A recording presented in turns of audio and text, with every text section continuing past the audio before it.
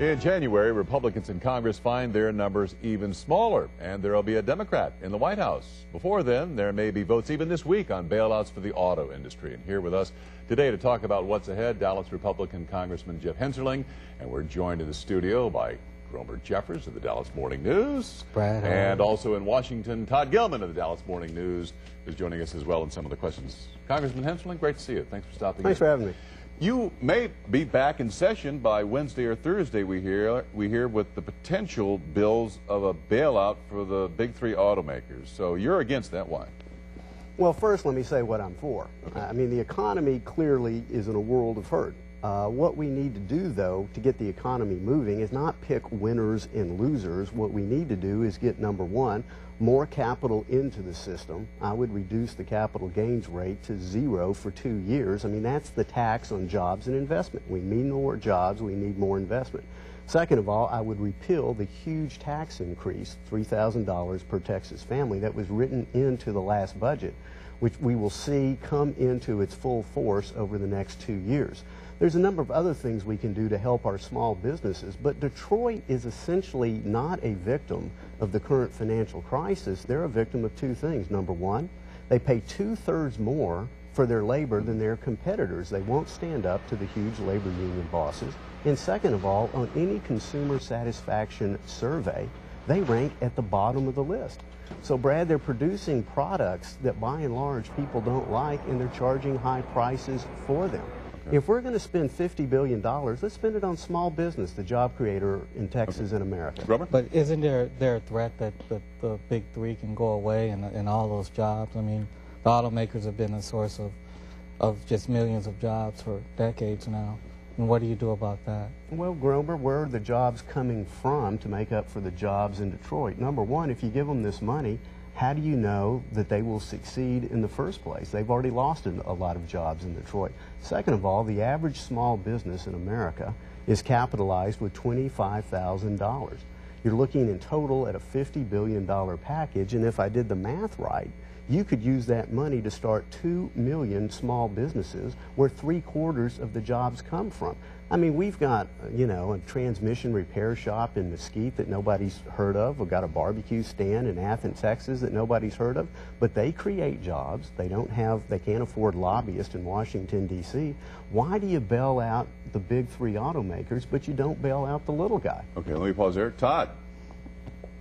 Well, it's an interesting argument. I guess I would wonder if Congressman, if you thought that the bailout of Chrysler a couple of decades ago was a mistake. It saved a huge company and many hundreds of thousands of jobs, and that company was restructured in a way that allowed it to bounce back and be, instead of a big hole of unproductivity, to be a very productive contributor to the economy.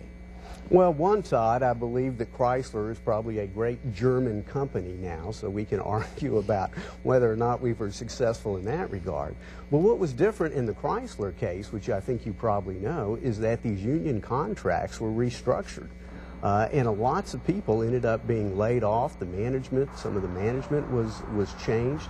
And although we don't have a proposal on the table at the moment, Todd, I don't see any chance that these labor contracts are going to get restructured. So in that particular case, I suppose you could argue that it worked, but you also have the precedent. You know, where do you stop? Name me one industry in this economy that isn't hurting, that you can't make a case is deserving of some kind of help. So where's the money going to come from? Well, let's move on here. What do you think Republicans have to do now to improve? Obviously, took hits in the presidential race and in Congress. What does the Republican message need to be now? Well, one, we have to get back to core principles. We told the American people that we were the party of fiscal responsibility, that we were the party of accountability, and too often in reality and in too often appearance, we weren't. And so some in our party thought, well, if we acted a little bit like Democrats, maybe we can fool the voters and they'll put us in. I don't know why anybody would want a fake Democrat when they can have the real thing. Traditionally, the Republican Party has been known as the party of national defense, the pocketbook issues and values. For the moment, we have lost the pocketbook issues, and to some extent, deservedly so. Doesn't mean the Democrats have recaptured them.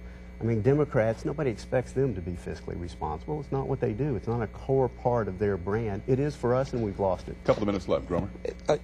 For the last few election cycles, the Republican base has been the conservative evangelical vote. In this election, it looked like that limited the choices you had for your nominee, and you ended up with John McCain, who, you know, was always at odds or trying to appeal to that base.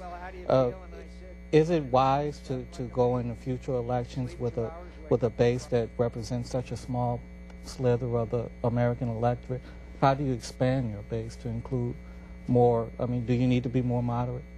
Well, Gromer, I think you could make the case that John McCain was the most moderate of the candidates who ran for president on the Republican side of the aisle, so I'm not sure that the theory necessarily holds water. I mean, if America was looking for somebody who truly had a history of bipartisanship, they would have gone with John McCain. They chose not to. Again, what we have to do.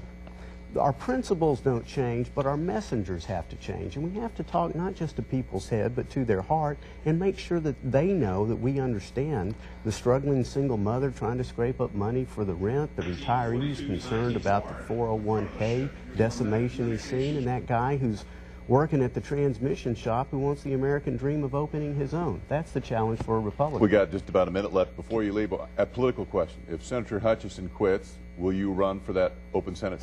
Well, Brad, I'll take it as a flattering question. I have no plans right now beyond trying to be a significant contributor to economic growth in the next Congress, and we'll see how things unfold. I certainly have no plans to run at the moment. I don't discount a race, but I have no plans to make any particular. Well, we won't take that as a no then at this time.